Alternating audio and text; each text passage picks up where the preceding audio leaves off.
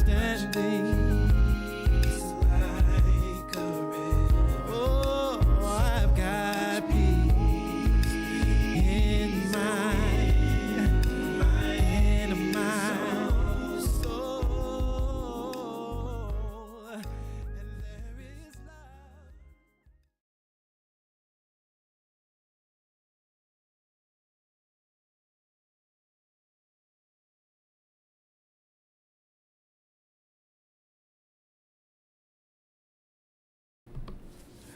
Hello, hello, good morning, and happy Sunday, beautiful people. It is so good to be here with each and every one of you as we take this time to remember what is true, to celebrate the magnificence and significance of God in, through, and as us.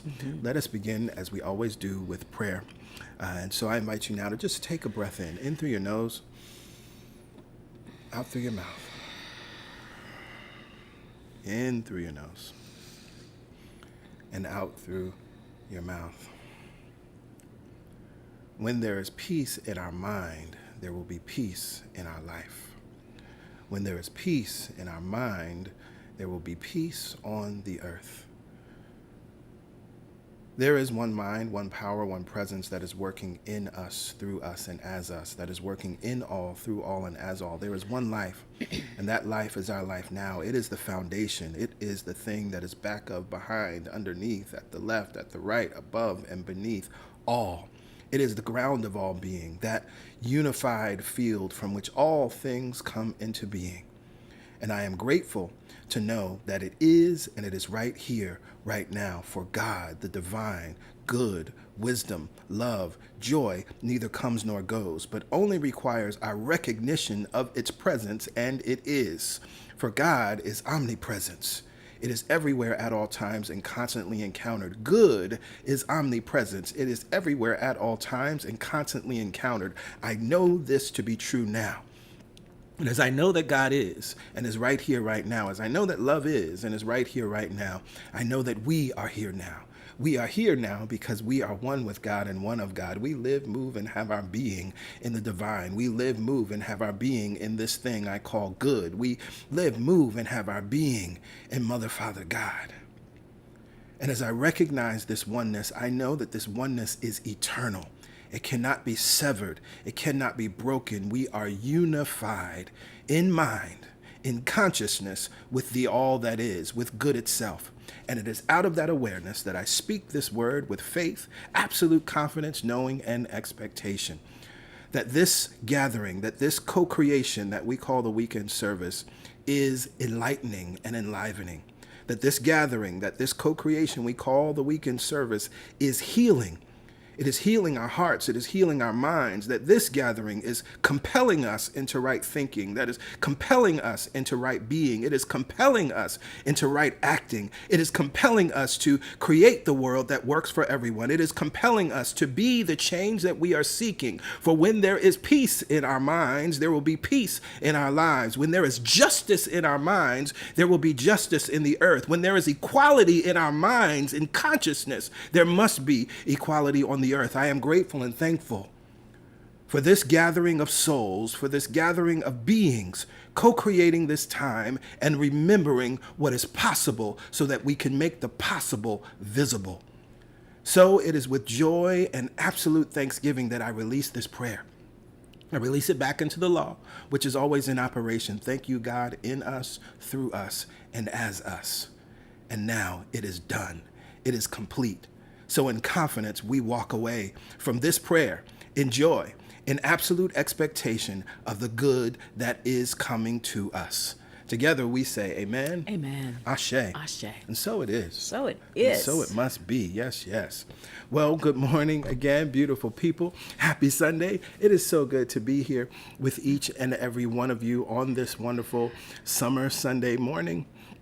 And we are happy that I'm sure there are just a few of you maybe that are first-time guests that are joining us. Hello, welcome. We're happy to have you here. We're happy that you chose to stream in and connect with us, knowing that you could connect anywhere and stream any service. We are so grateful that something compelled you to join us. And so as a first-time guest, we'd love to stay in touch with you.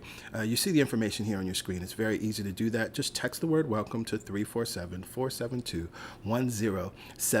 Just the word welcome, no additional hellos or emojis or thumbs up or any of that. Just text the word welcome and you'll receive a reply with a link. That link is the link to our digital connection card. So tap that link, complete all the information, and submit your form. Once you have submitted that, you'll receive a follow-up text that says you're all set. And indeed, at that point, you are all set. And you'll be placed on our mailing list. We send out a weekly email that goes out every Friday, has lots of pertinent information, some information and details that I'm sure you will want to be aware of as we go through our announcements today. And you want to make sure you have those in your inbox. But again, we are happy that you're here. You can feel free to shout yourself out if you like and let us know where you're connecting in from. But more importantly, prepare to receive. Prepare to receive so that you can thrive throughout your week. That is our desire for you. So with that said, let's get into the announcements, and then we can move forward with the meditation and with the continuation of our masterclass studying the power of decision.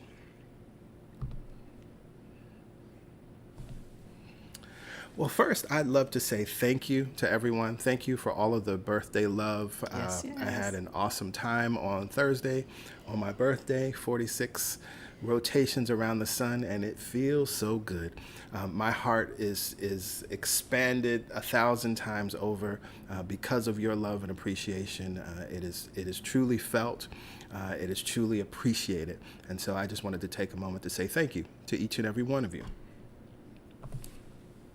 Today is the third Sunday, which means it is God Talk Sunday. Yes. What is the God Talk? The God Talk is your opportunity to ask questions. What we know to be true is that as you come to metaphysics, as you come to these new thought teachings, these principles, and they sound good, they are appealing, you want to use them, or you've used them in certain ways, and maybe you've hit a bottleneck. We're here to support you in learning how to apply these principles to the real felt experience of your daily life. Mm-hmm. No question is off limits. What we recognize in so many religious circles, you're not able to ask questions, or certain questions are off limits, yep. Right? And so we recognize that, and I believe truly, I say it all the time, like if I can't apply this to what's really going on in my life, it's useless, it's unnecessary, it's meaningless, and I'm throwing it away. The beauty is that these principles have continued to support me in the unfolding of my life in all types of situations, right? And brought clarity to my life, and brought joy to my life, and brought mastery to my life. And so we know that the same is possible for each and every one of you. And so we're here to support you. We're here to answer your questions. It is always a wonderful time. Now, in order to get the Zoom link and password to join us at 1 o'clock, you have to be on our mailing list. So to our first-time guests, if this is something that interests you, then you want to make sure that you fill out that digital connection card. I'll pull up the information again so you can see it. You'll also see it again later in the stream. But if you text this word, welcome, to the number that you see there, once you've completed the digital connection card, you'll receive an email that will have the Zoom link and password for the God Talk, right? And that information is only shared via email. So if you're already on our mailing list, just scroll down to the This Sunday section, and you'll see the God Talk information there, or go to any older email. And for those of you, if you're a first-time guest and just joining our mailing list today, you'll see that email after you've successfully completed the digital connection card and submitted that. We look forward to many of you joining us. Again, it's always a wonderful time. The questions really inform each other. And although everyone isn't able to ask a question, oftentimes we find that the question you wanted to ask is asked by someone else, or answered as we're answering someone else's question.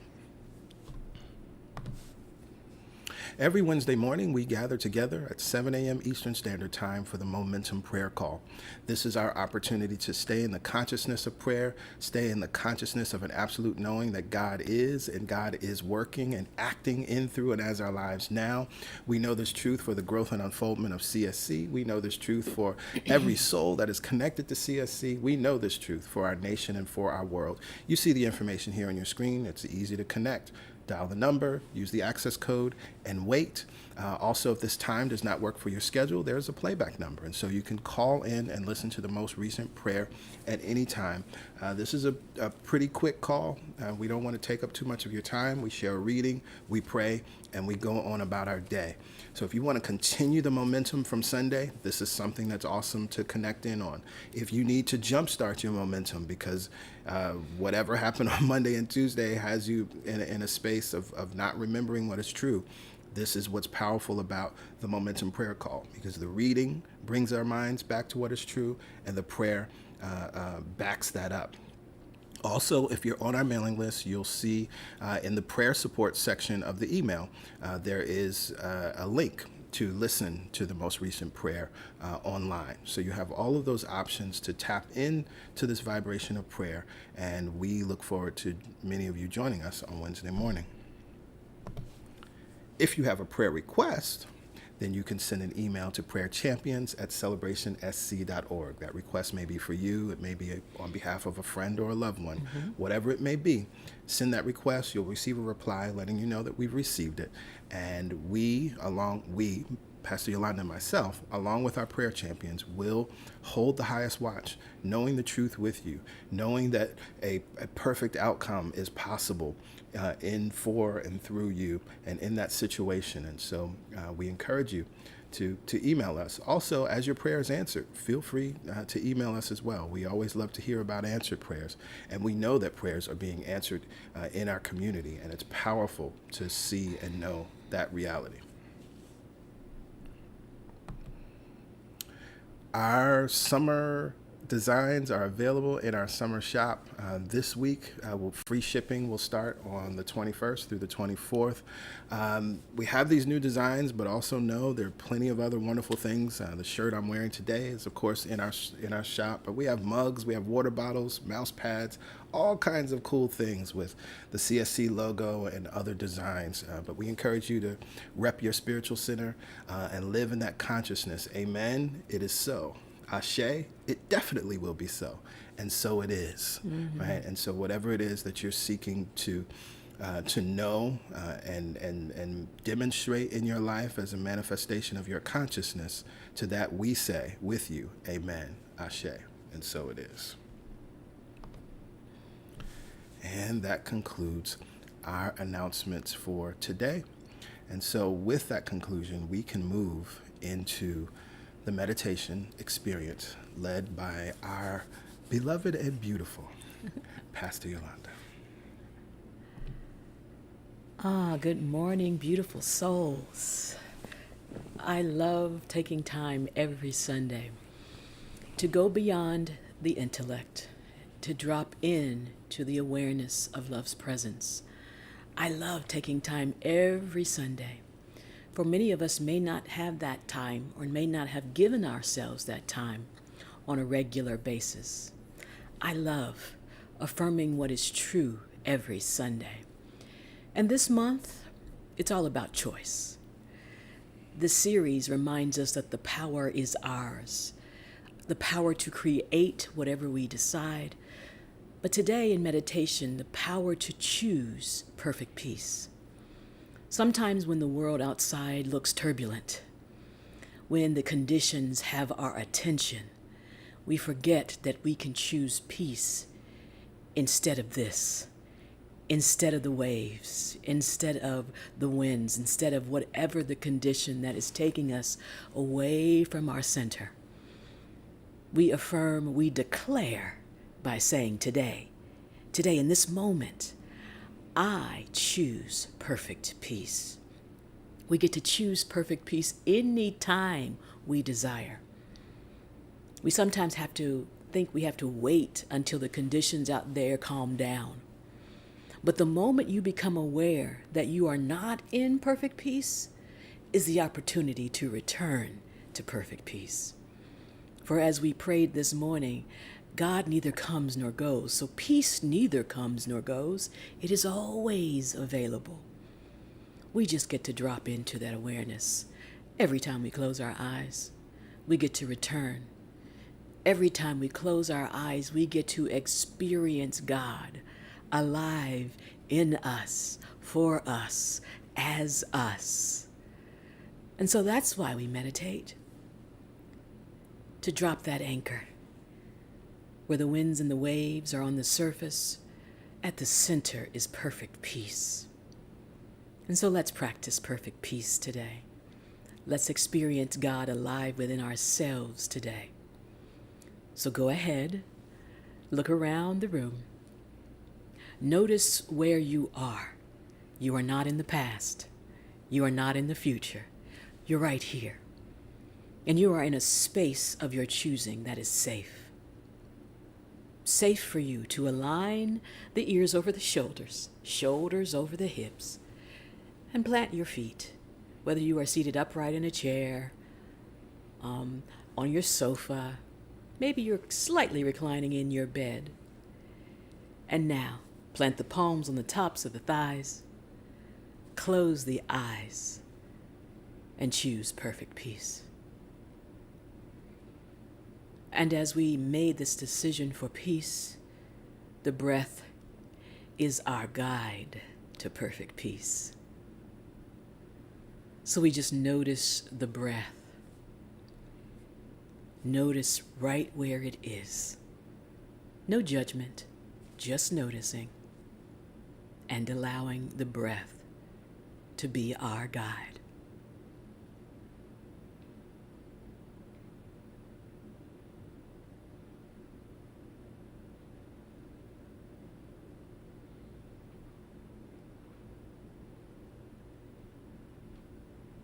Whether the breath appears to be deep or shallow, it matters not.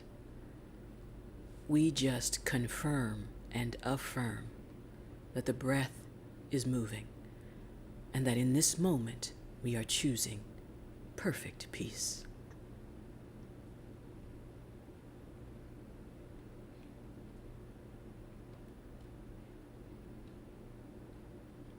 Beautiful, everyone.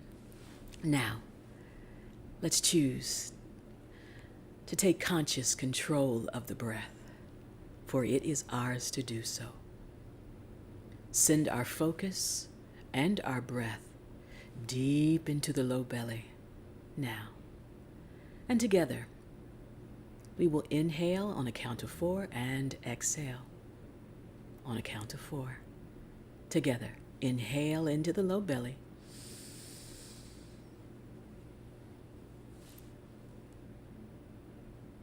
Hold it there. Count to 4.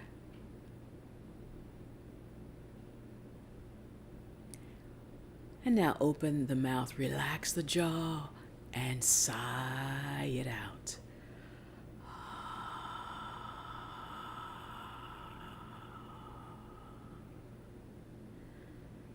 In through the low belly again, expanding, dropping deep into the belly.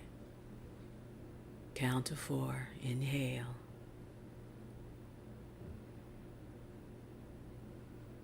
And now hold the breath there.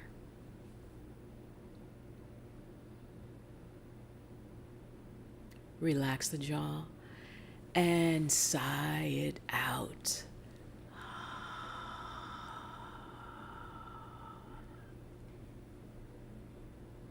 In through the low belly, now up through the rib cage, making sure not to collapse the body, expanding the sides and the front and the back. Hold it there.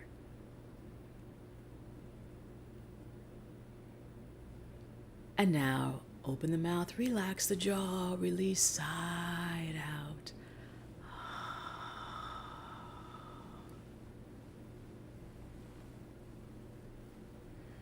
It's almost when that release happens, we drop deeper into the perfect peace. So let's do it again. Inhale, in and up, expanding the rib cage, making room for more breath, making room for more peace. Hold it there. And without collapsing, sigh it out, keeping the heart lifted and the energy open, releasing. Connecting the low belly to the mid and all the way up through the heart now. Inhale. Hold it there. And now sigh it out. As we release, we make room for more perfect peace. In through the low belly, all the way up again to that heart chakra, center of the chest. Hold it at that altar to love, to peace, to joy. And release.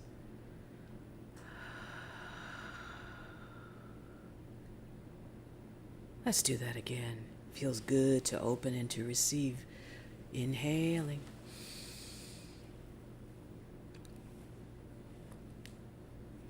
Holding. Remembering our decision for peace. And releasing. With each release, we drop deeper. We let go of whatever took our focus. And we focus in on love, peace, ease. Again, in through the low belly and all the way up through the heart. And this time when you reach the top, close the lips. And when you're ready, exhale through the nose.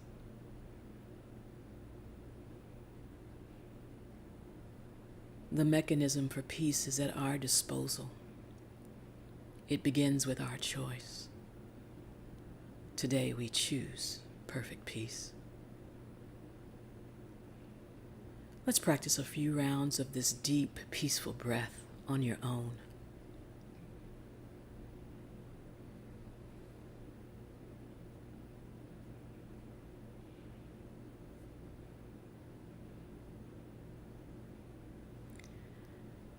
Shoulders are relaxed.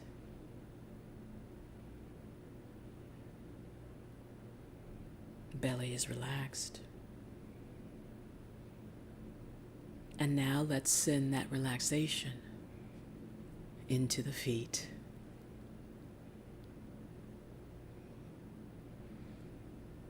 Noticing the feet. Maybe they feel a little tight or tense. We choose peace and we relax the feet now.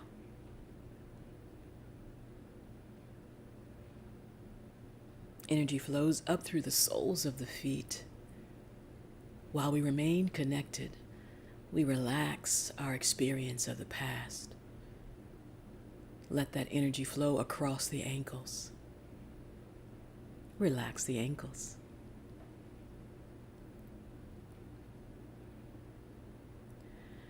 All of that momentum, all of that love, all of that peace now flows across the shins and the calves. Relax the shins and the calves.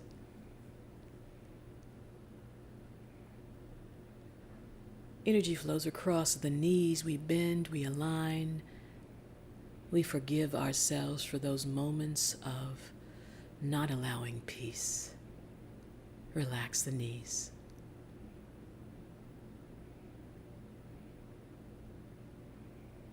Peace cannot be stopped, and so we allow it to move across the thighs, the glutes, the hamstrings.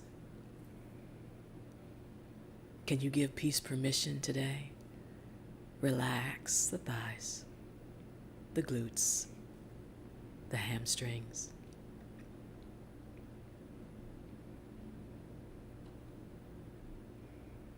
It's gathered at the base of our spine, activating our subtle body, activating each chakra,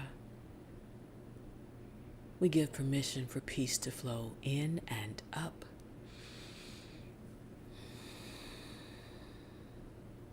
Up.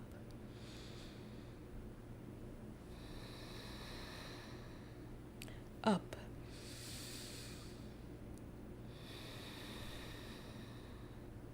Up and out. The crown of our head. We are open at the top. We give permission for peace to flow back down through the crown, across the third eye, warming and opening the throat, across the shoulders, down the arms, out our fingertips. Go ahead and scan the body. Notice if you're holding anywhere. Breathe into that area without judgment and send peace there. Maybe you turn the palms up if you'd like to receive more, or leave the palms turned down. Maybe you soften the area behind the eyes, letting peace be there now. Wherever you need peace, send it, knowing that the moment you focus there, ask and it is given. For today, we choose to spend in perfect peace. I will monitor the time. You take this inward journey. If the mind wanders, it is okay. The mind is operating perfectly. And when you become aware, bring it back to this thought, this truth, this power. Today, I choose to spend in perfect peace. I give myself that peace now.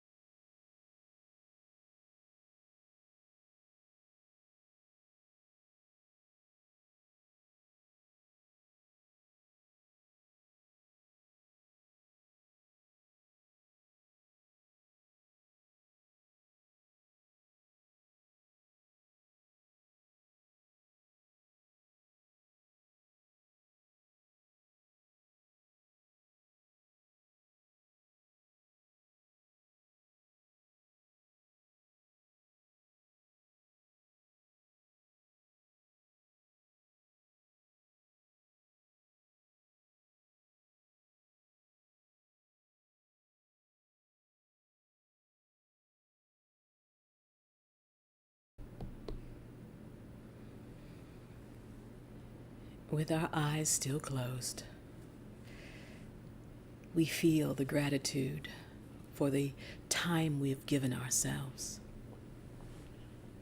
The ability to just close our eyes, take the breath, and drop in to the peace.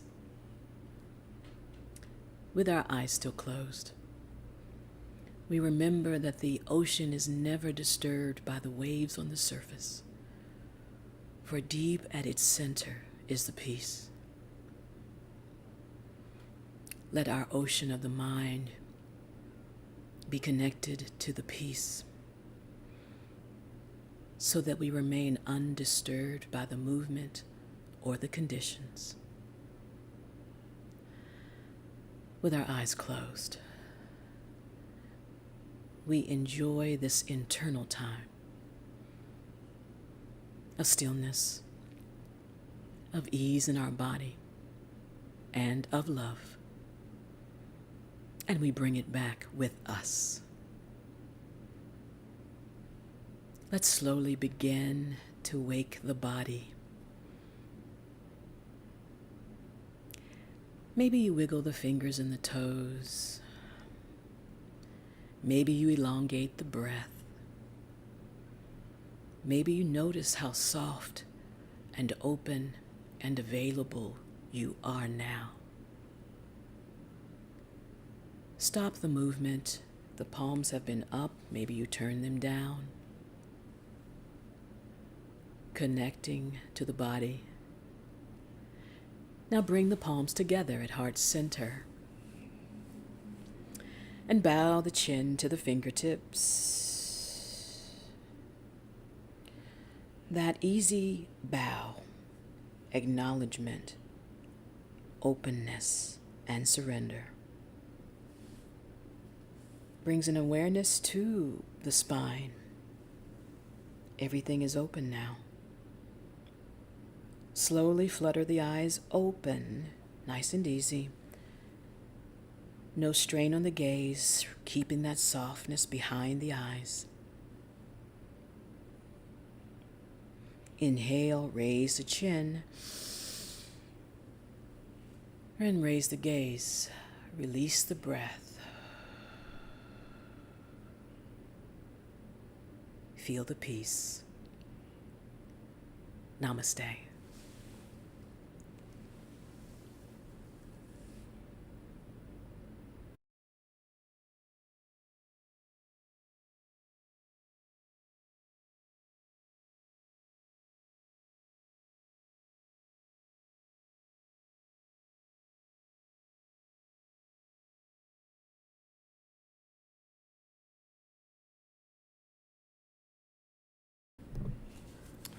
Wonderful. Thank you, PY. You're welcome. Namaste.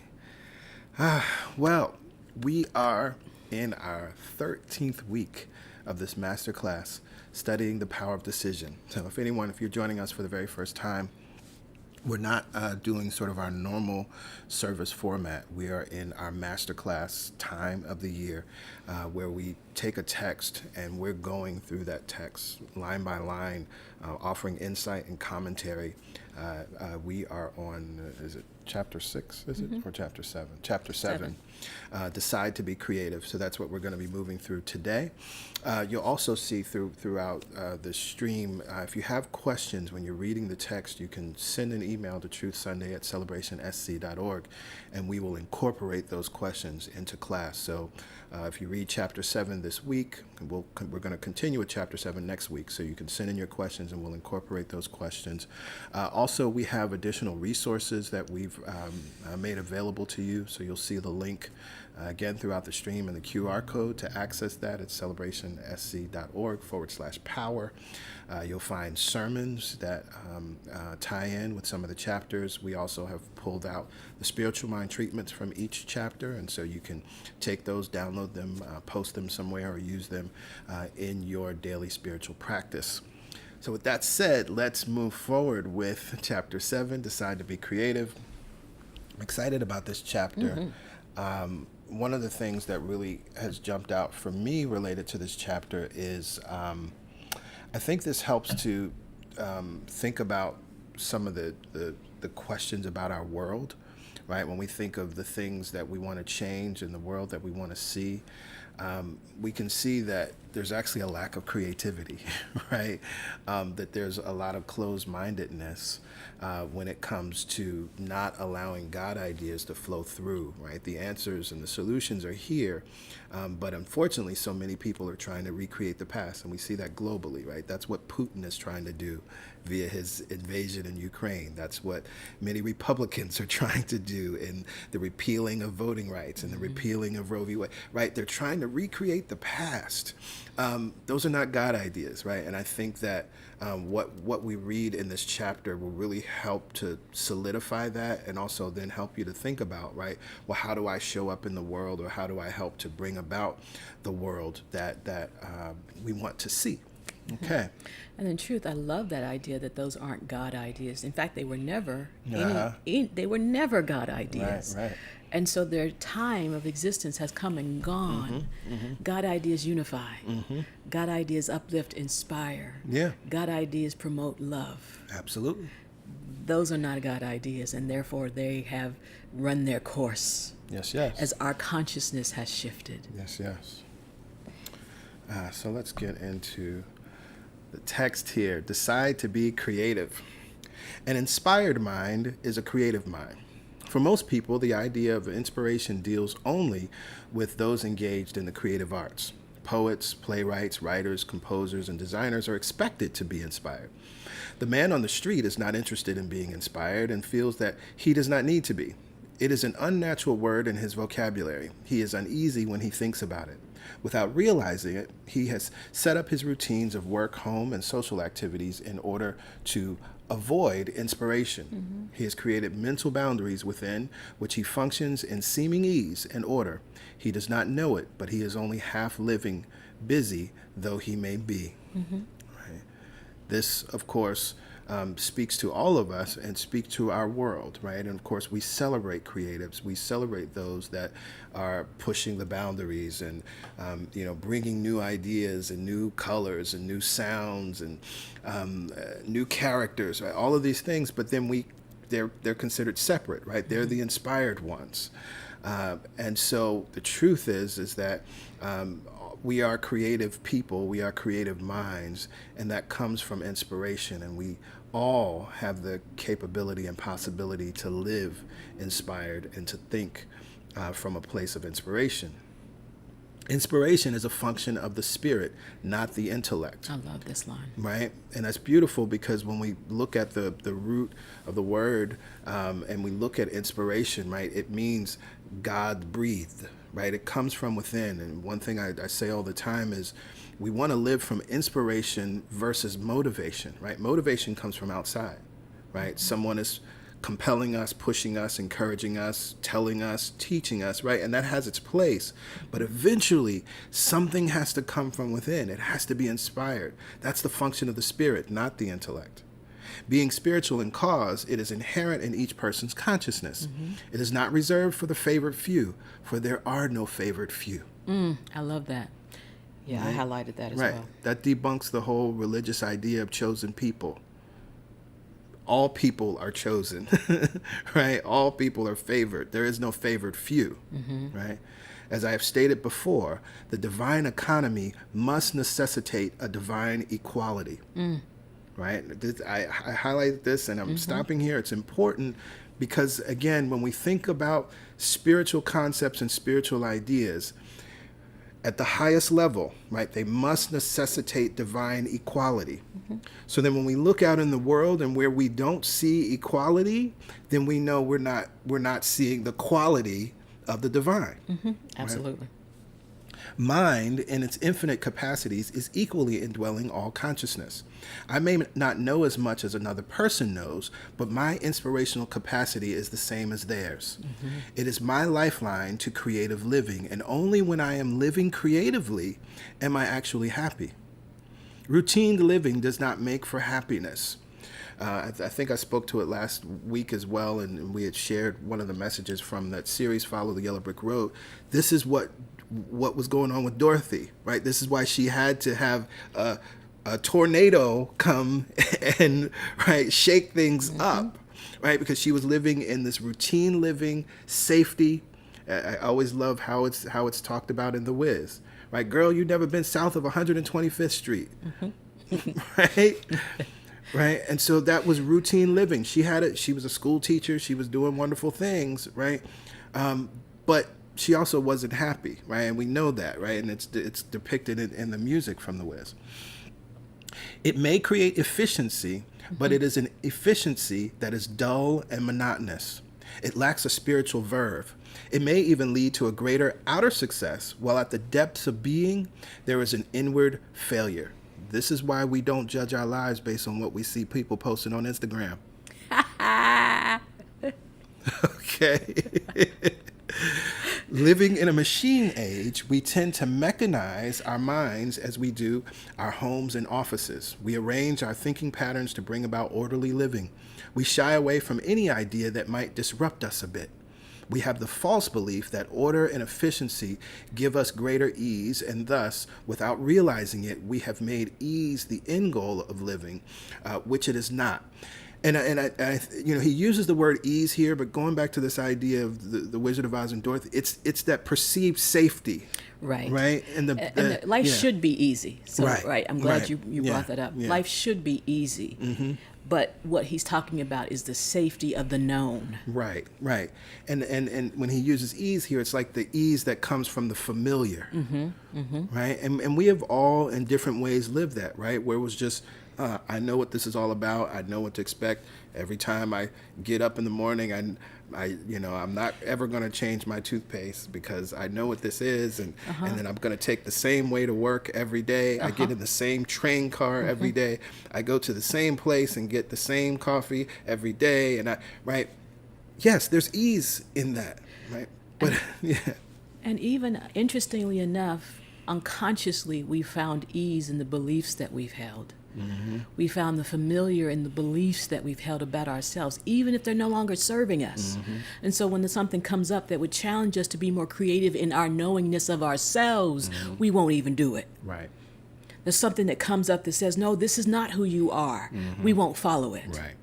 Right? So think of it in that way. I love this idea of the familiar as ease. We want an ease in our lives. But we're not talking about the familiar of what has been or how we thought about ourselves or our situations or our bank account or our body. Whatever the thing is that you've gotten so familiar with, you're not willing to challenge it. Right. There you go.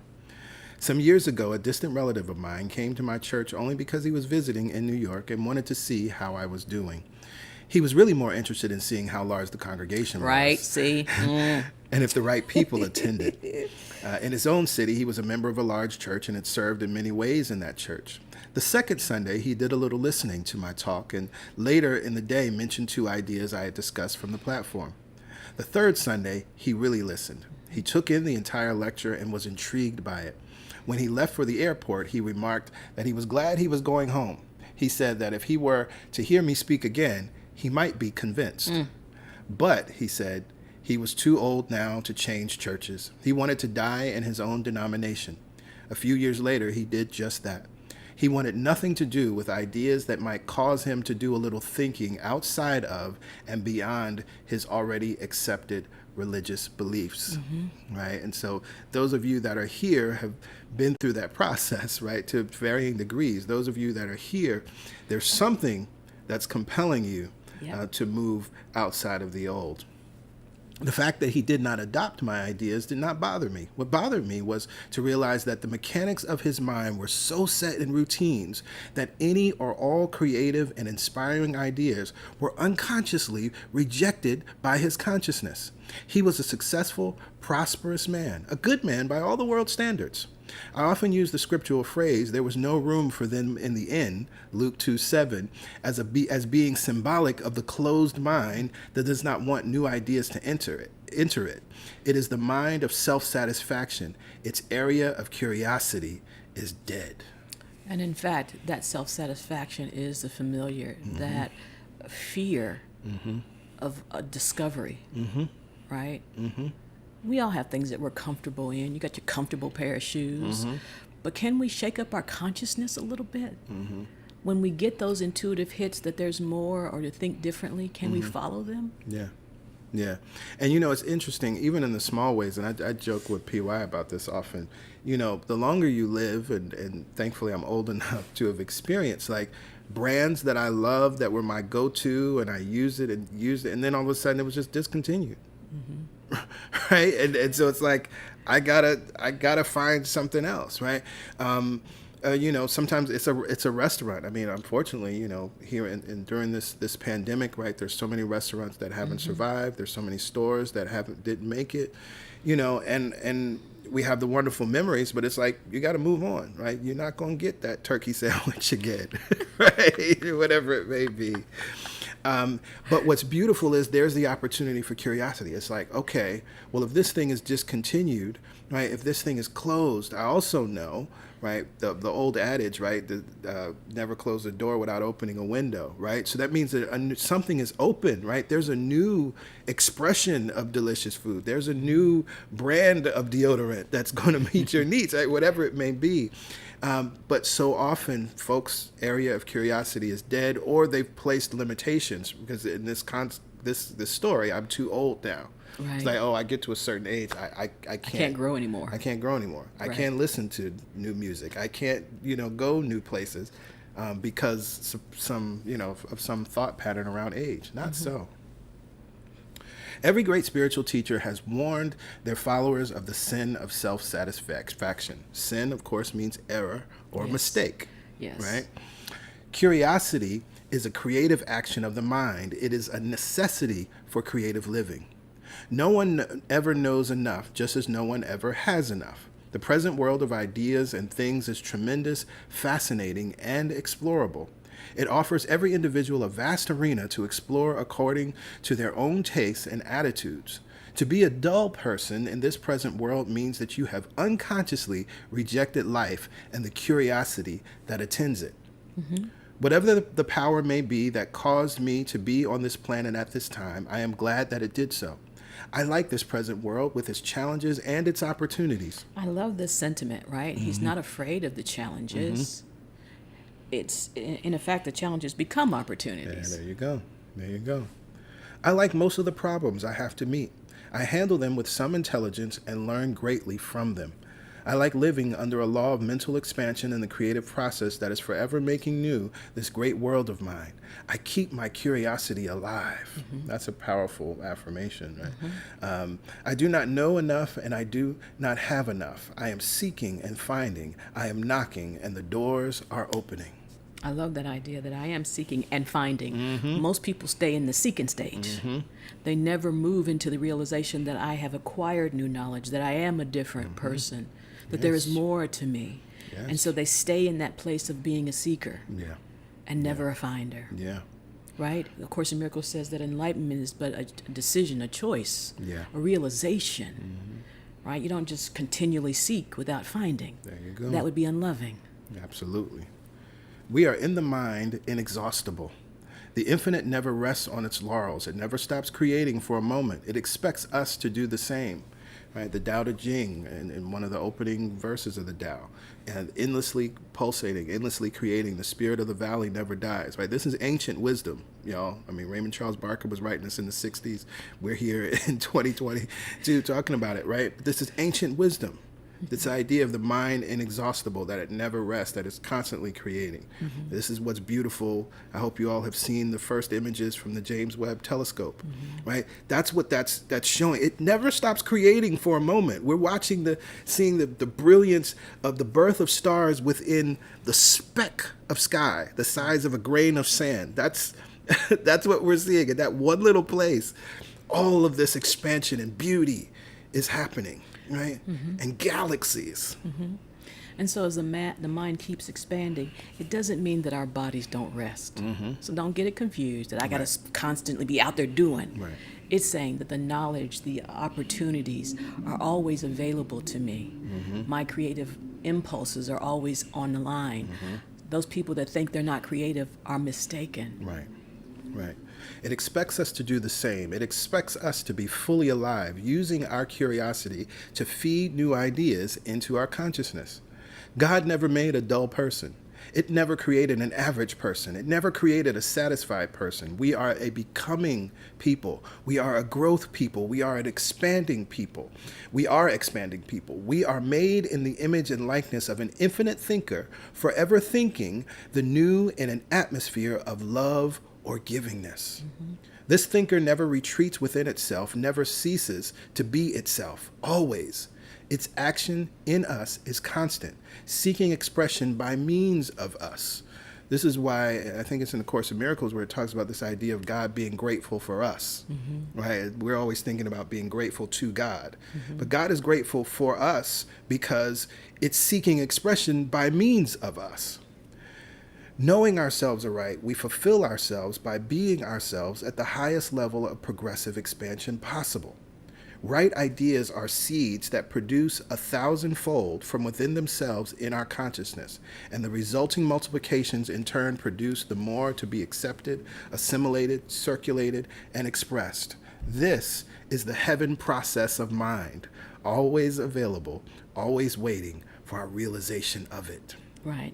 So if there are thoughts of you not being creative, they are not true. You cannot not be creative. Yeah. The earth process of limited mental conditioning is the usual consciousness of the average person. Heaven and earth are two sides of the same thing. Heaven is the symbol of the ever-expanding consciousness of ideas in which we are forever immersed.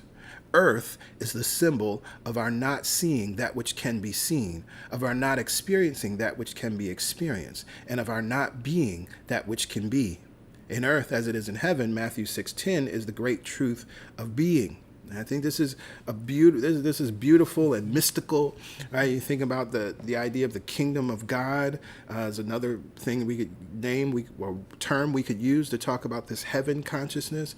But this idea of the ever-expanding good, right? Many of you may have heard Reverend Michael possibly quoting Raymond Charles Barker here, right? The realm of ever-expanding good, right? The kingdom of God, or the kingdom of heaven, right? This idea, what's true of life and what's true of our life as we experience it here in this plane of existence is duality. Right? There's up and down, there's left and right, right? There's you and there's me, right? And so recognizing that, one of the opportunities that we have spiritually is we get to choose which side of the coin we want to place the focus of our attention on, right? Heaven being the realm of everlasting good, ever-expanding consciousness, and earth being the symbol of that which is fixed. Right, solidified. Right, solidified, form. And there's nothing inherently wrong with that, right? But at some point, something must happen that compels us to reform Earth, right, and expand it into something more. Earth, not our planet, but whatever is solid and in form in our lives. But the only way to transform form is by putting our attention back on heaven, or the ever-expanding consciousness, right? Because that's where evolution happens. And of course, Ernest Holmes uses the term involution, because that's what's happening. As I say, you got to get involved to evolve. So actually placing your attention on the realm of ever-expanding consciousness is an internal process. That's involution that then gives birth to the evolution of the expression of what's happening out in the world. We are the means by which earth becomes heaven, right? We are thinkers who can direct thought. Directed thought means directed situations, events, and conditions. By directing our thought on the premise that we are in heaven, thus having the totality of consciousness as a sea in which our consciousness floats, we grasp the infinite ideas, and they manifest by means of us. Right? Everything that exists now was possible thousands of years ago. Right? Literally, because like the elements and things we use, the metals that are in our cell phones and other things, all of that stuff existed. All of the science that was necessary, the calculations to create the computers, all of that existed thousands of years ago, right? But in order to bring that into being, then it would have required a group of people to direct their thought into this totality of consciousness. I love these words, right? As a sea in which allow their consciousness to float and grasp an infinite idea. And then let's also think about this. I say this to PY all the time. I'm like, we're like living in the Jetsons and Star Trek, right? Because I think about watching the Jetsons when I was a kid, and there were all of these automated things that would do stuff for you, and and we have so many things that are close to that now, right? All of the gadgets and smart technology. I'm personally really into a lot of smart home technology right now, and it's fascinating, right? All of the things that we have that we're just these conceptual ideas, right? In a cartoon or in a movie or in a work of fiction that was considered science fiction, right? Mm-hmm. And now it's our reality, right? It's our reality. It's interesting that same consciousness that created the image or the cartoon mm-hmm. was that same consciousness. We just needed to see, many of us needed mm-hmm. to see it as mm-hmm. a possibility mm-hmm. so that we could all direct our consciousness, mm-hmm. our wanting, our desire in that direction. And now we get to see it, experience it. Right. Exactly. That's all it is. Exactly. Mind always working, mm-hmm. infinitely creating, mm-hmm. expanding. Mm-hmm. Showing up, manifesting. Yeah. We think we only get to manifest a house or a car. We're constantly thinking, constantly right. supporting the right. creation of things, the demonstration of things. Mm-hmm. If we realized how powerful we were, mm-hmm. we wouldn't be worried if it hadn't shown up yet. Mm-hmm. Mm-hmm. We would know that it's the process of it unfolding. Absolutely. Absolutely. The mental hourglass. The symbol of the hourglass comes to my mind. The upper section symbolizes the infinitude of consciousness with all its ideas. The lower section symbolizes the world or cosmos of form and shape, namely material existence, that this realm that we can see, taste, touch, and smell. Your consciousness is that filter through point where the ideas above flow down to mm-hmm. the below world, right? And this is happening on the individual level and on the collective level. Mm-hmm. You are a receiver of ideas for the purpose of loosing them into form. If the filter is congested, the ideas do not flow through. Mm-hmm. They are awaiting your decongestion. Mm. All spiritual prayer and spiritual treatment is for the purpose of mental clarification, which diminishes congestion and allows heaven to appear on your earth.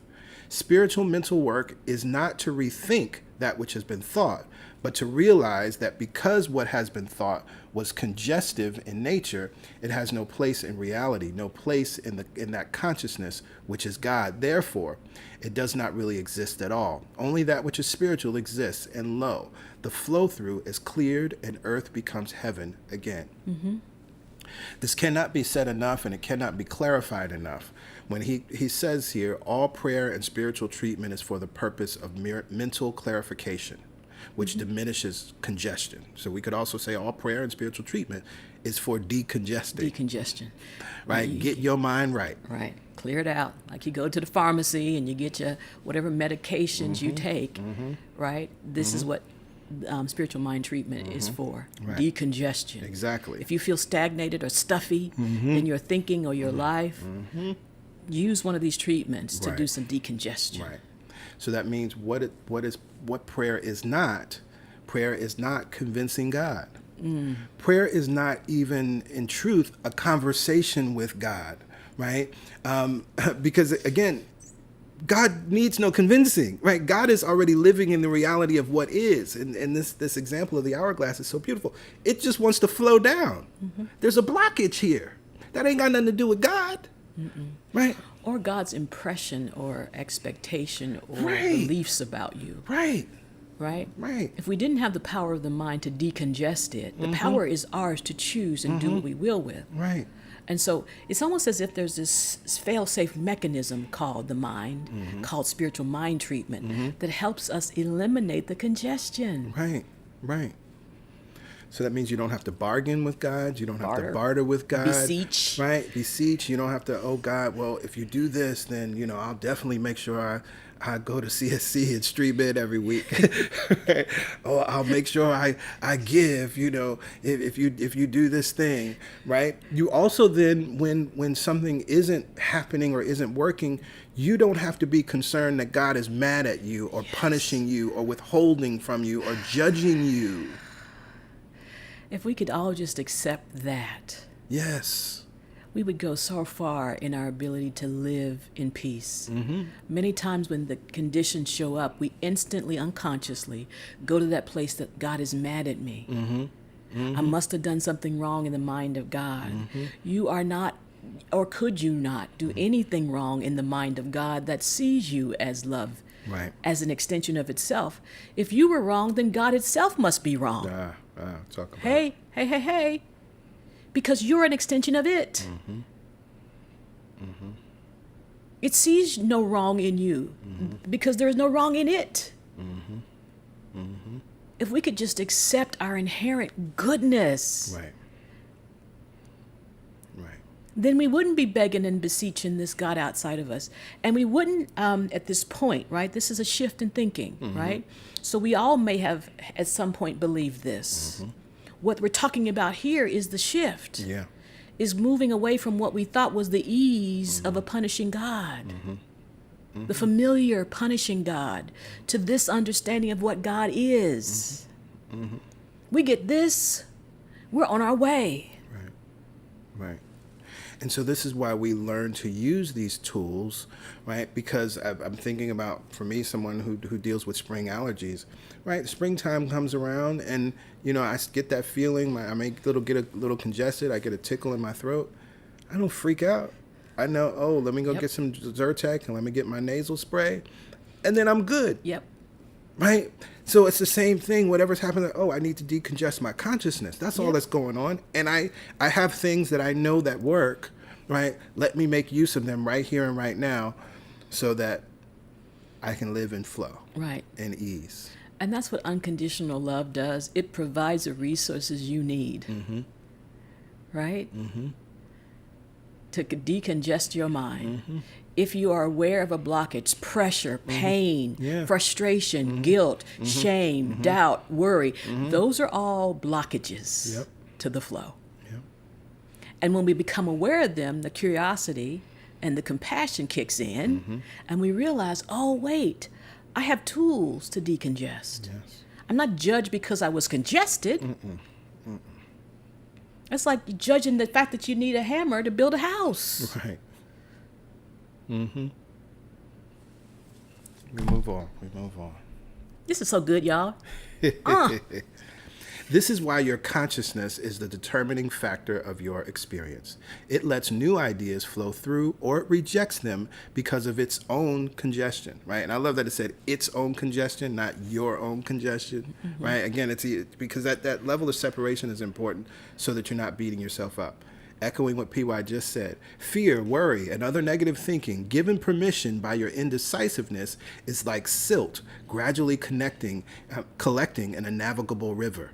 The day comes when it either stops navigation or it must be dredged out to clear the channel. I love a beautiful word that he used when he says a navigable river. I was ready to say the same thing. Right? The river is supposed to be navigable. It starts that way. You're supposed to be able to move through it. Yeah. It's supposed to be open and flowing. Yeah. Right. When you are assaulted by the effects of your own thinking, you know what must be done. No external remedy will suffice. No other person or authority can do it. Delay you may, but the moment of truth arrives when you start decongesting your consciousness through correct spiritual treatment. So you've made a decision.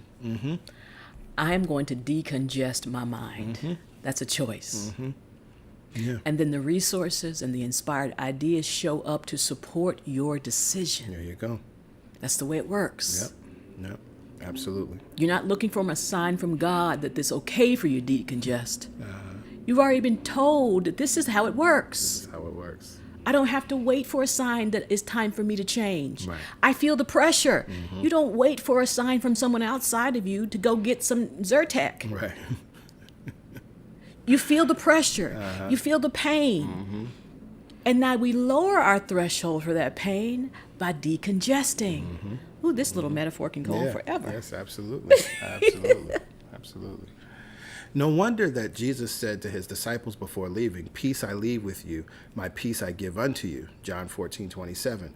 He wanted their consciousness not to be congested so that heaven could be on earth, so that the invisible could be made visible.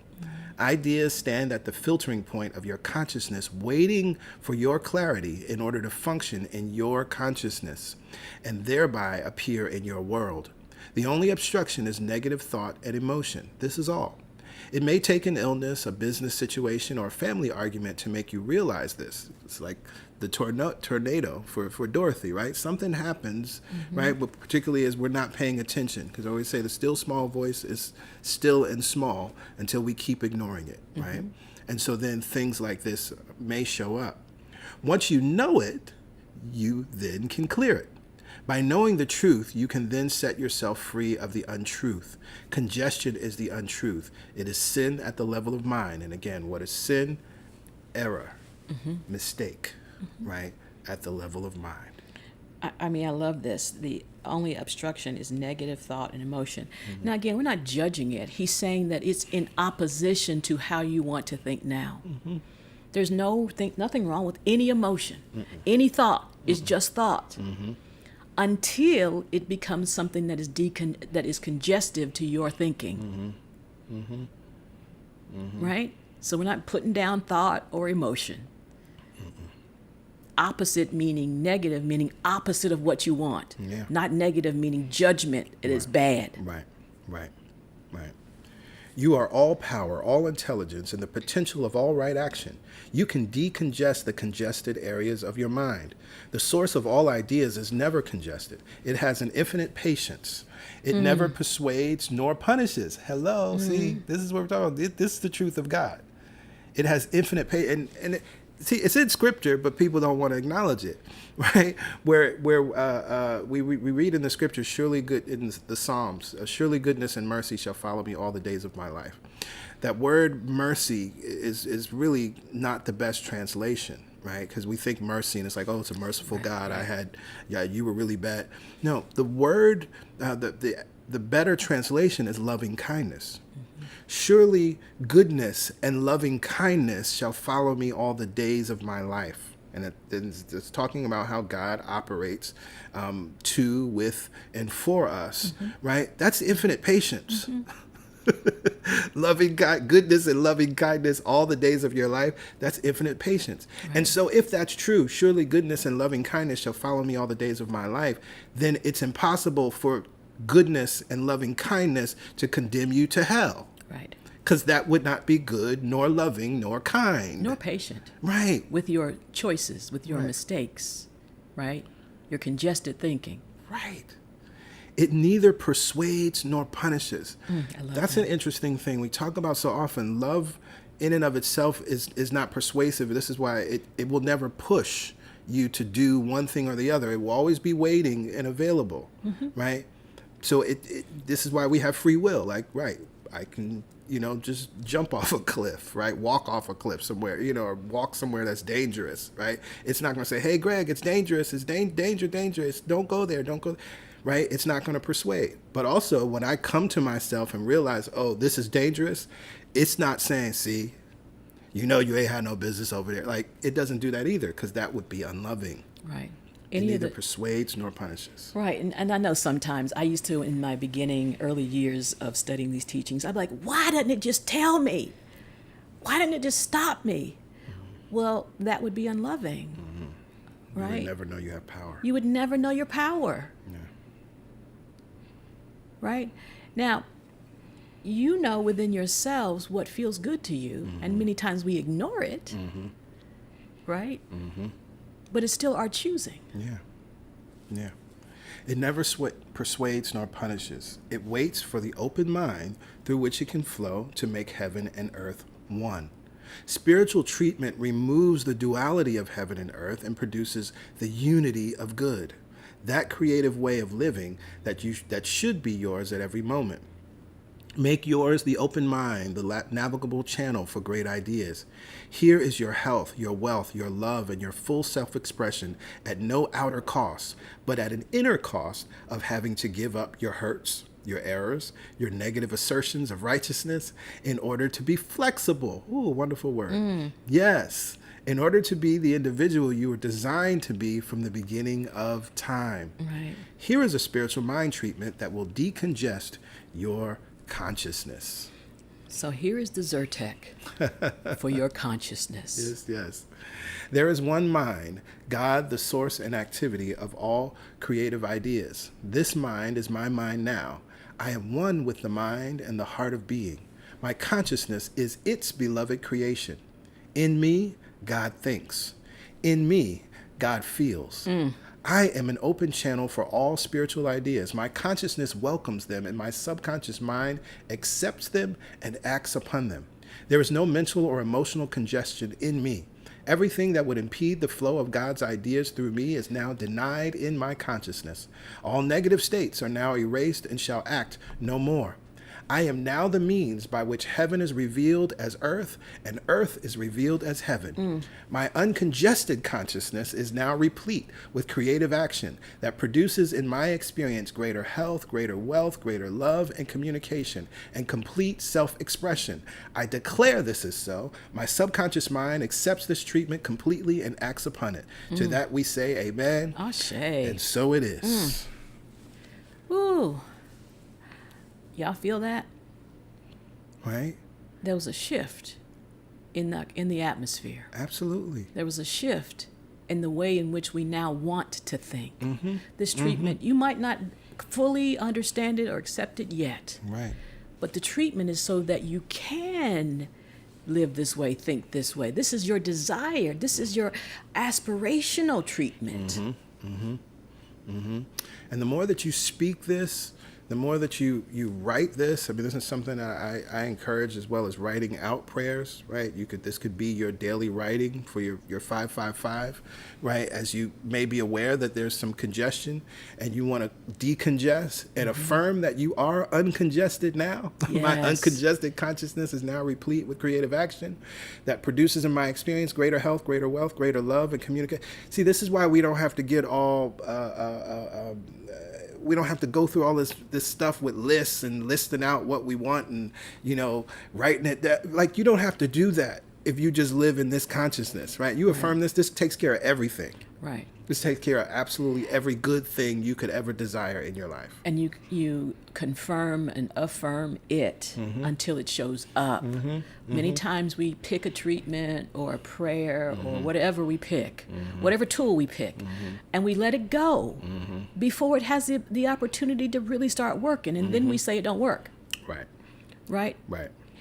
Right. It's eliminating congestion. You don't just swallow Zyrtec and then all of a sudden it worked. It takes a minute to move through the system. And sometimes, you keep taking it every day, right? Absolutely. You keep taking it every day. Right, right. You don't just take it once. And so, I love, again, these analogies are beautiful because they make it make sense in our daily lives, which is what we're always about. Absolutely. You can have all these beautiful flowery words and statements and treatments, but if you don't understand what they're saying to you, if you don't understand how to use them, and if you are not seeing them operating for you, then it's just information. Say it all the time. Right, right. We love an intelligent mind. We have no choice. It is ours. Yeah.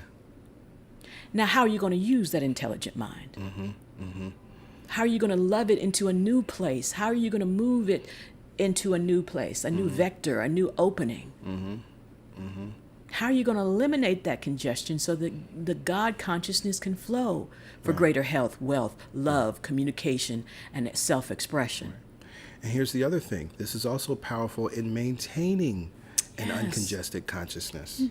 Right? It's just like if you were, cleaning, right? You clean everything up. Okay, that's fine. But dust and cobwebs will form if you're not intentional, right, about continuing to clean, right? Continuing to dust, on a regular basis. This is why daily spiritual practice is not an option, right? And so you can use this daily to just maintain that consciousness, right? Because it's a powerful reminder, which is what spiritual mind treatment is. Again, we're not reminding God of anything. Nope. But Lord knows we need to be reminded. All the time. Yes. And part of the joy of being able to teach this is reading it for ourselves as pastors over and over and applying it to our lives when we forget. Y'all, we forget sometimes. Yeah. Oh, yeah. right? And Right. so we never would put ourselves in a position to say that we don't. But we love that we have the tools too, Yes, and we use them. We And that's use all them. we're saying. That's the game, right? Use them. Yeah, we don't judge ourselves because we need a tool. We just use it. Absolutely, absolutely. So let's go back to this text. That was good treatment. Well, they're all good. They're all good. You are not average. The infinite did not create you to be an average person.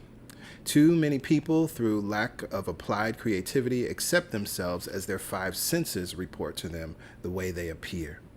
They give up seeking the larger life that they could have if only they realize that they were intended to have it.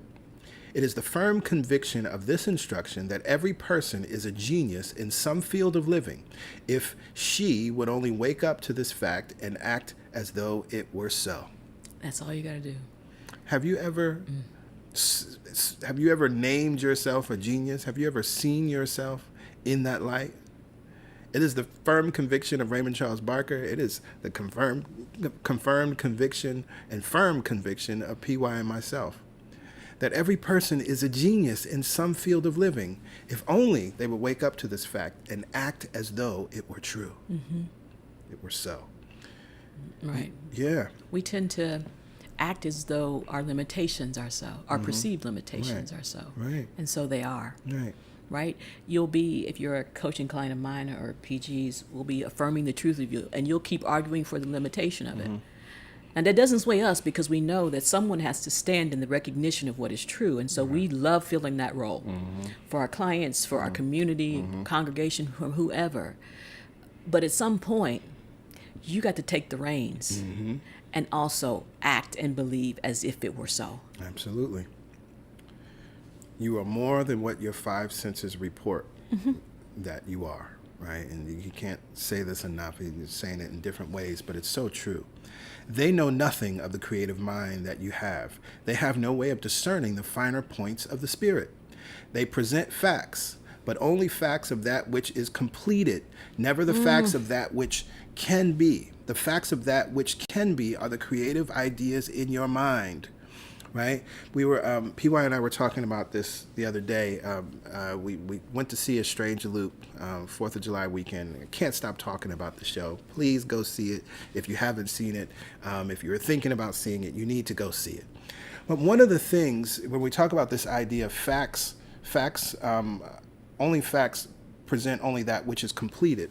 One of the interesting things about A Strange Loop is that it's a Pulitzer Prize winning play.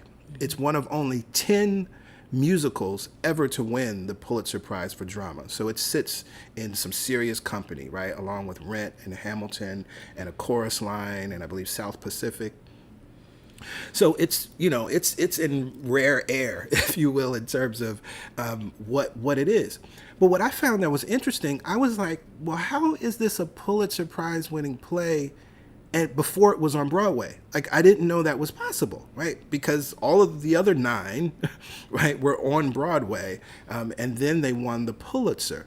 Well, A Strange Loop is the first play to ever win the Pulitzer before actually being on Broadway, right? And so, yes, facts that are completed, yes, those other 9 musicals, yes, were already on Broadway, and then the Pulitzer happened, right? And so you could stop yourself and say, well, there's no way I could ever win a Pulitzer, or in this case, the Michael R. Jackson could have said, there's no way I could win a Pulitzer until my show's on Broadway, and it's not on Broadway yet, so I guess that's just a closed door for me, because that was a completed fact.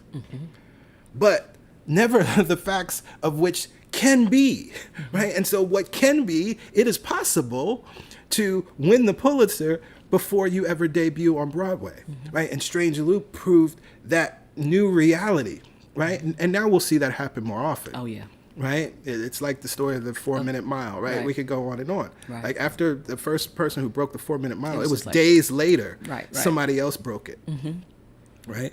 And so it's important that we understand facts are wonderful information, but they're also limiting. Right. Because they've only told us, or I love how Abraham always talks about, like, it's just showing you how somebody else used energy. I love that. Right, that's it's all. just showing you what they believed was true. Right.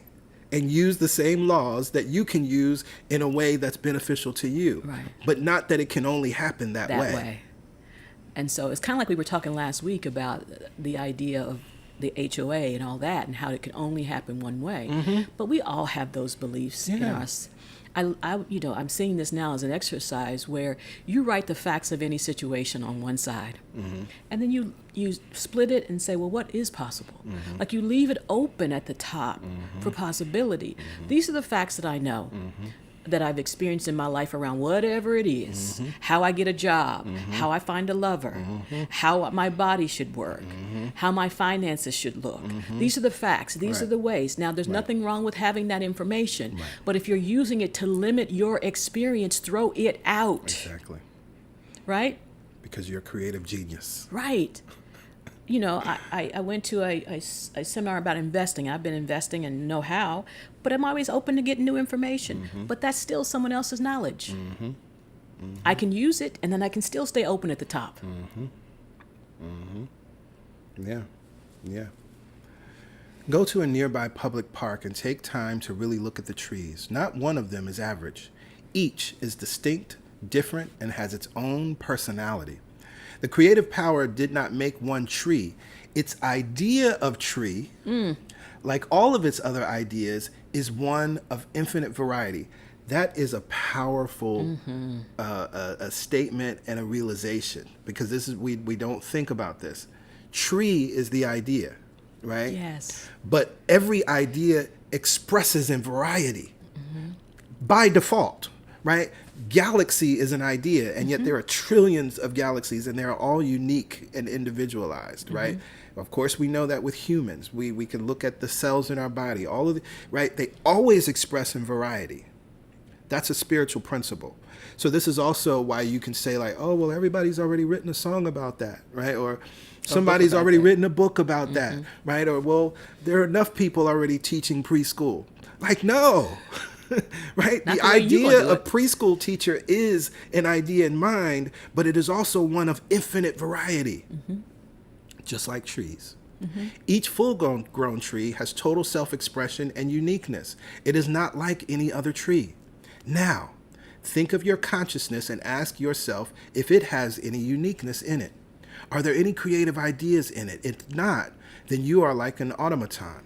The world, your relatives, your friends, and your employer tell you what to do, and you do it. They pull the strings of the puppet, and the puppet dances to their tune. Right? Emerson wrote in his essay Self-Reliance, "Whoso would be a man must be a nonconformist. He who would gather immortal palms must not be hindered by the name of goodness, but must explore if it be goodness. Nothing is at last sacred but the integrity of your own mind." This is clear, straight thinking that leads to a creative consciousness producing a creative life.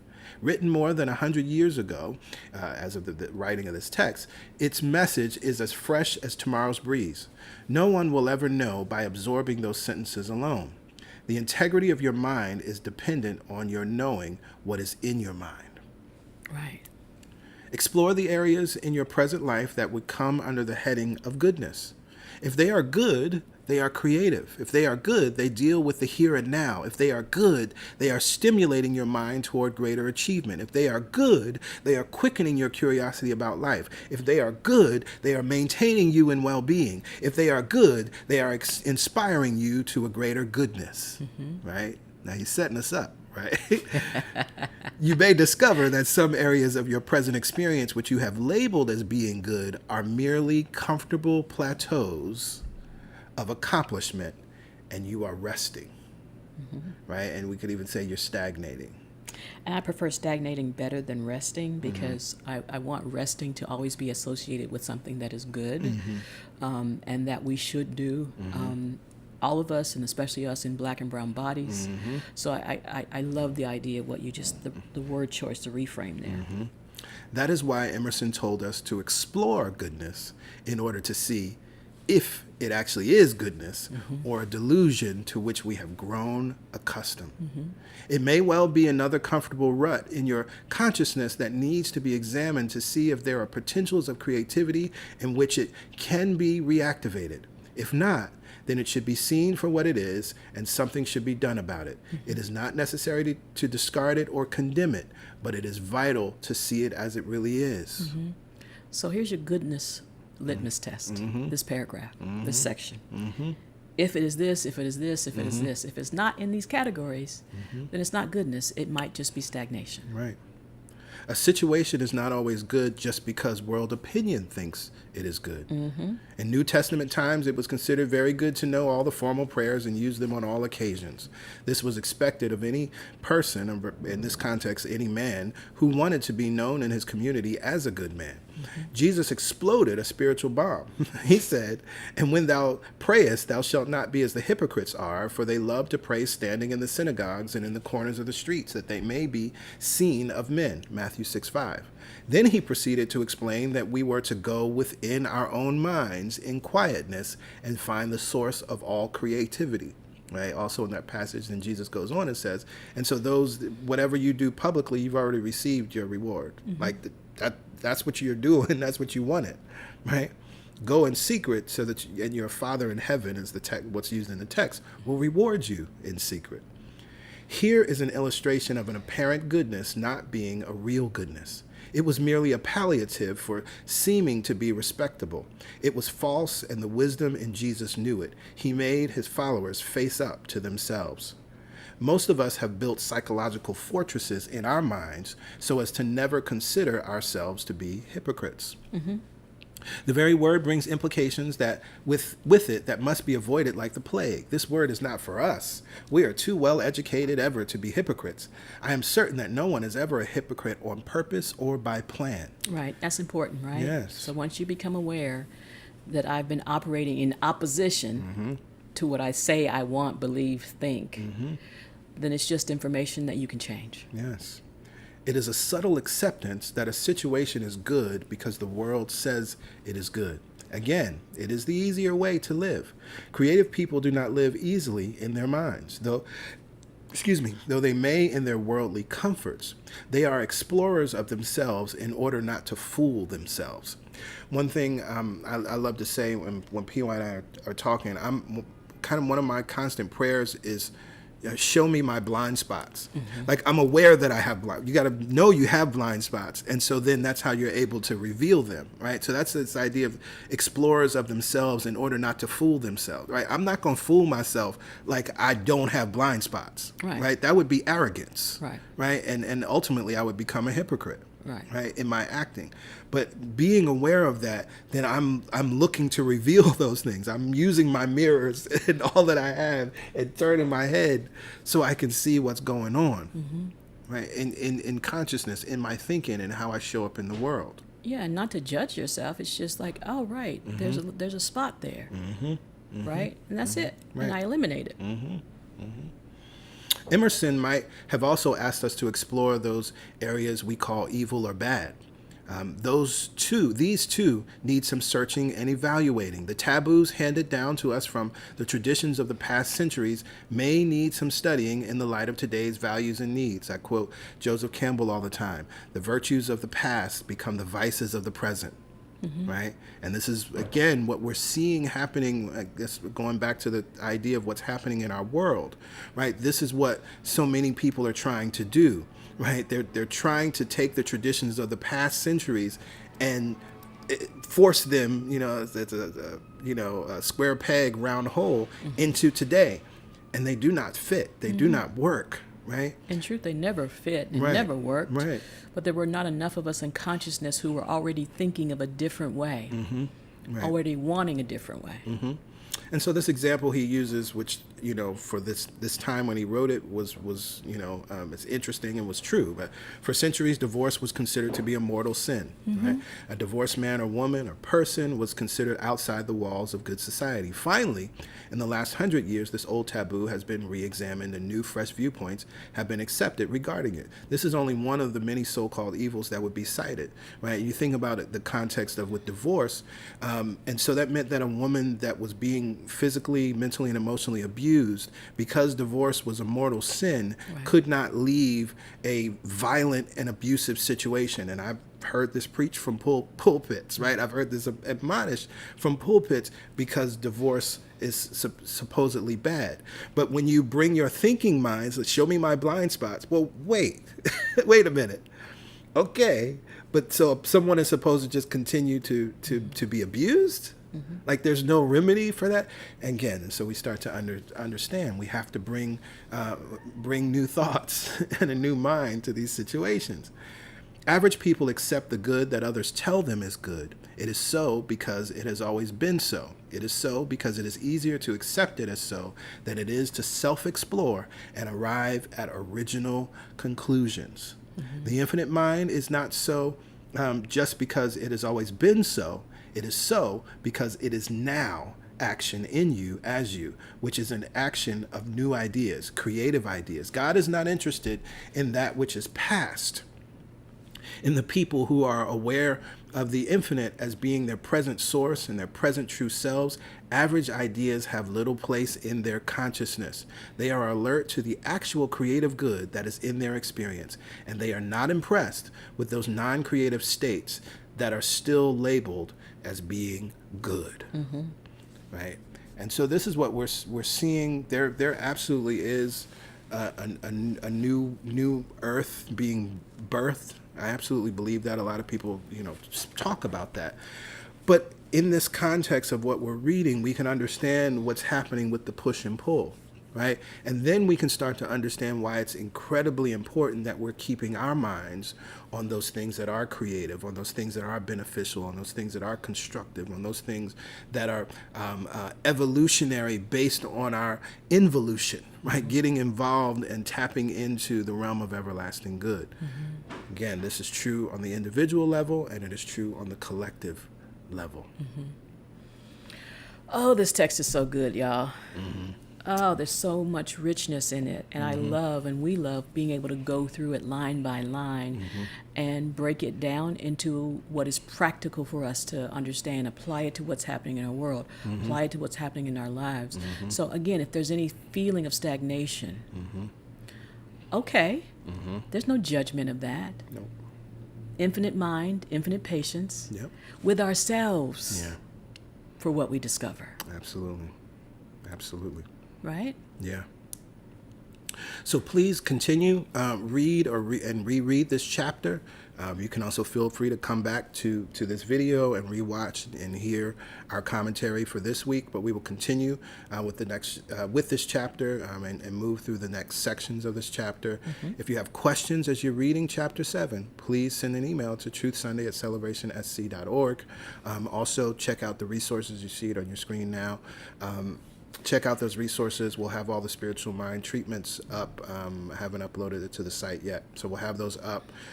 We'll also add some other sermons. There are a couple sermons that I think really tap into this. And I mentioned the Dorothy Follow the Yellow Brick Road. We'll post that series there as well. We love having your questions. We Yeah. really, really yeah. do. Yeah. And we love hearing from you that your question was answered.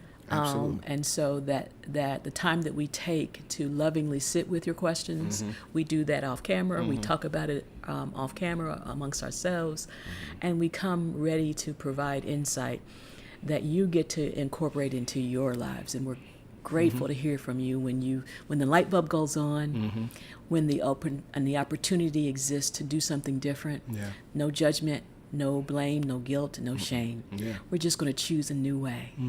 Right?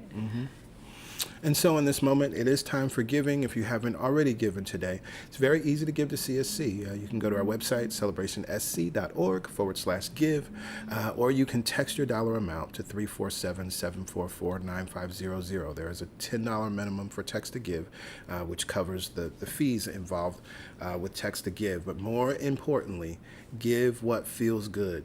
We got to find that place of joy. We got to give from a place of joy. We got to give from a place of knowing that there is more than enough, knowing that our streams of income are resources, pointing us back to the source, which is God itself.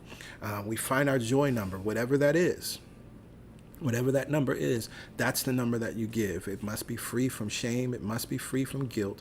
It must be shame. It must be free from all of that mess, right? And so what we know to be true is that when we give from this consciousness, when we give from this place of awareness, when we give from this heaven place, we can affirm all the money that I use, returns to me multiplied. In a never-ending cycle. Of increase. And enjoyment. To that we say amen. Amen. Ashe. Ashe. And so it is. So it is. Yes, yes, yes. So we are at the close of our service for today, but of course we are not done today. It is God Talk Sunday, and so we will gather together at 1 p.m. Eastern Standard Time on Zoom. For those of you, if you're a first-time guest and you want to join us for the God Talk, text welcome to this phone number, complete the digital connection card, submit it, and then go to your email. And you will see the Zoom info for the God Talk. So that means that when you complete the information, you have to give us your email address, right? Yes. So if you only give us your phone number and your name, you're not going to get the email. It's very important. For those of you who are already on our mailing list, go to the email that went out on Friday or any other Friday. And if it's this past Friday, under the section that says this Sunday, the God Talk information is there. We look forward to seeing you there at 1. We always start on time, so please be there on time. And we look forward to hearing your questions and just seeing your faces. Yeah, seeing your faces and allowing Source to lead and guide us into new insights and new awareness, as that's what always happens. For those who we don't see at the God Talk, of course, we will connect with you on Wednesday for the prayer call, the Momentum Prayer Call. And for those that we don't connect with in prayer on Wednesday, we will be back together on Sunday as we continue with Chapter 7, Decide to be Creative, and continue to remember the truth that we have the power and learn how to make use of this power. Yes. All right. So bye for now. We love y'all. We appreciate y'all. You are always in our hearts and always in our prayers, always in our affirmative knowing and our affirmative thoughts. Enjoy your Sunday and have an amazing, amazing week. All right. Bye for now. Bye for now.